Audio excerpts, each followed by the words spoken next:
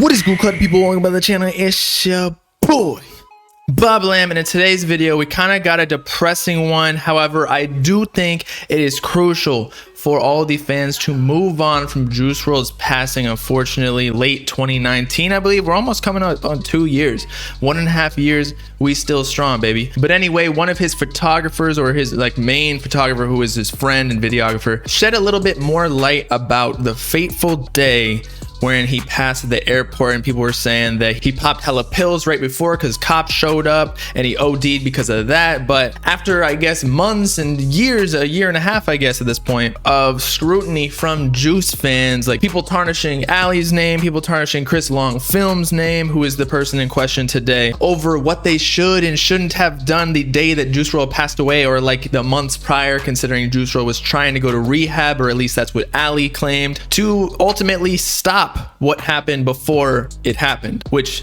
honestly it was bound to happen anyway with Juice WRLD's rampant drug use, and we'll get into that in a second. For earlier today, Chris Long Films posted a bunch of tweets, again explaining the whole situation of the day that Juice passed away, let's say, because, you know, died just seems like a weird word. And somehow still Juice WRLD fans, not all of them, but some of them, are still coming after him, blaming his friends. And I just think it's so weak to do that. It wasn't anybody's fault but Juice WRLD's, and maybe some of the people around him who encouraged drug use.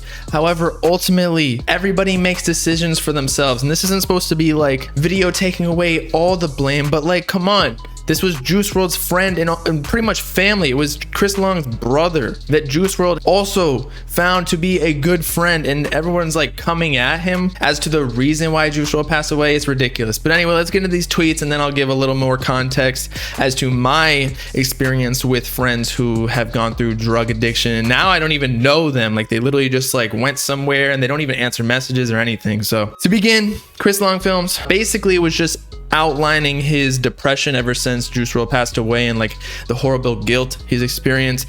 He said, "I can't do this anymore. Thanks for all the messages. I'm trying so hard, but if I can't do it, let's make sure some things are clear." Afterwards, of which he explains again the situation of the day that Juice WRLD passed away.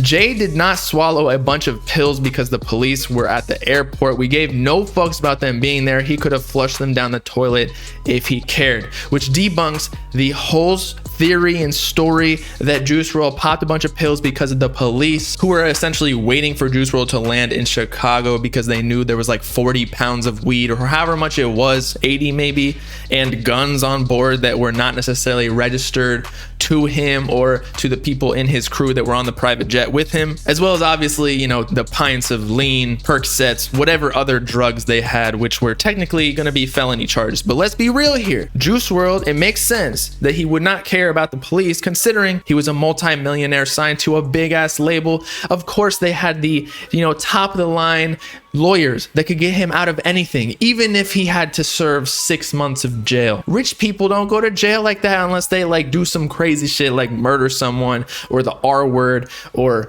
do some Jeffrey Epstein shit. It just don't happen. That's why there are really expensive lawyers who are in bed with the judges and shit like that. Let's be real. But Chris Long continues, "Jay was just hooked bad. The amount he took daily was absurd, and he hid how much he really took from mostly everyone.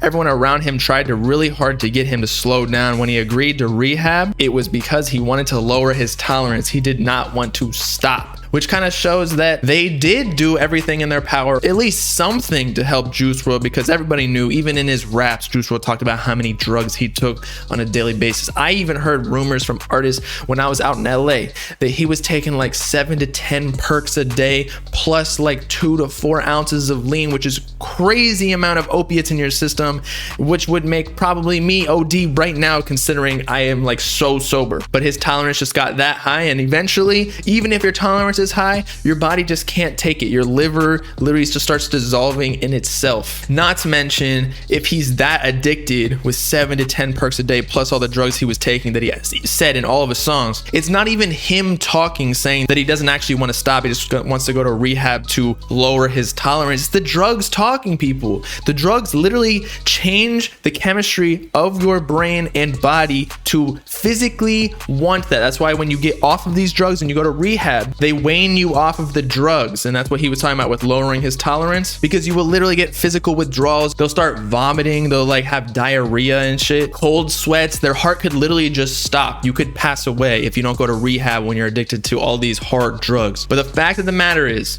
Juice WRLD did not want to stop, and it looks like his friends tried to get him to stop. Even Ali, even though everybody blames her for the death with all the theories of like she was a hitman hired by the government because she was an informant and she had like a prior charge. No, bro. Stop blaming people. Juice WRLD was simply addicted to drugs and couldn't stop, and eventually it caught up to him. He even said it in his songs that he like the devil was going to take him away, and like the reason that he was able to make the songs was because of the drugs, but the reason that he was going to pass away was also because of the drugs. It's just a short lifespan that you live when you live that lifestyle. I know y'all are fans of Juice WRLD, Juice Hub, and like Juice community. Stop blaming his friends, bro. But continuing, Jay was supposed to go to rehab that month. We tried so hard to do positive things every day, like ride dirt bikes or paintball to keep busy and not do pills, but every night once he hit the studio, that was it.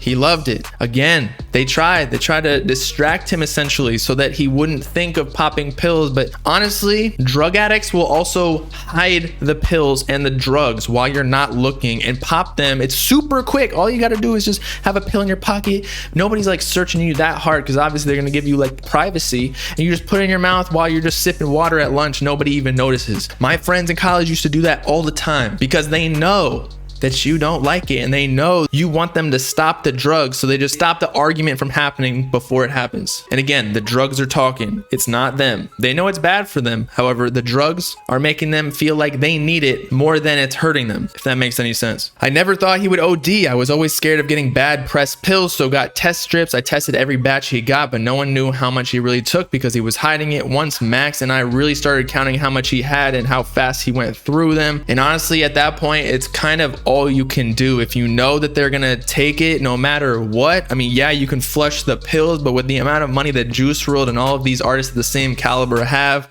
they can just buy some new pills that night. And there's so much supply, especially when they live in LA, Chicago. There's so many people in the entertainment industry that are selling or even have them because other rappers are doing shit while they're in the studio. It's like you gotta have a private babysitter, aka Ali, to like keep them off that shit. And even Ali said that they broke up several times because she was telling Juice WRLD to stop taking the drugs, and he would tell her he did, but then eventually he would continue doing it at the studio while she wasn't looking. Juice WRLD was an adult. It's hard to keep track of other adults when you got your own life to keep track of. Chris Long then starts to reminisce about past memories, but then the next relevant tweet about the truth of his passing, he had nothing to worry about. He knew the cops were there before he landed. We put that strap in the bag, but it was all good. I had clean record and I'm a registered owner. I had no problem taking that charge. So again, it wasn't an issue with the cops like he previously stated. It was just Juice WRLD had probably already taken the pills while he was in the plane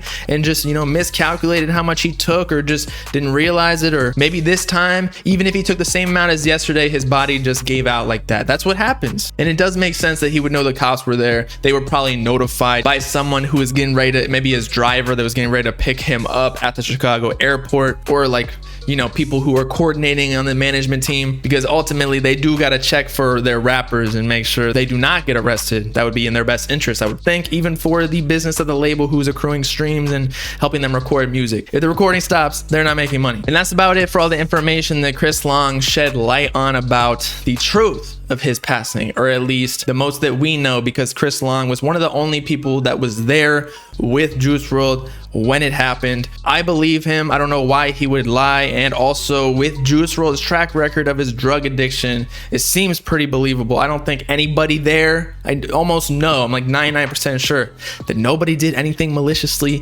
to kill Juice WRLD like some people think with all these conspiracy theories. It was believable at first that maybe Juice WRLD popped the pills, like the extra pills he had in his pocket or like in his bag to get away from the cops. But at that point, with 80 pounds of weed and other shit, guns, like, you were already fucked in the first place. And again, Juice WRLD knows he had good lawyers. He probably had other incidents in the past as well, which he got out of because of good lawyers and having a lot of money. So I don't think he would worry about cops like that. Plus, as Chris Long said, he has hella shooters and goons or whatever, people with him that are ready to take charges for him, since he is the breadwinner of the team and the family and the label. Because if Juice WRLD ain't making money, then Chris Long don't have a job, Ali don't have a job, all these people don't have jobs. So it's even in their best interest to take the fall for maybe a year or however long it is for jail. And that's it. Hopefully that gives y'all a better perspective of how to treat Juice WRLD's friends and family. They're going through it more than us, than y'all, than the Juice fans. They weren't Juice fans, they were Juice's friends. Remember that. Now, you don't need to make them feel worse and guilty about what they could or should have done prior to the event. I'm sure that goes through their head every single night. You don't have to remind them. So with that, it's your boy Bob Lamb signing off. Let me know in the comments what you think about Chris Long's story of the event. Make sure to like and subscribe to join the Bob gang if you with it. Peace out, cutty people. Know what I'm saying?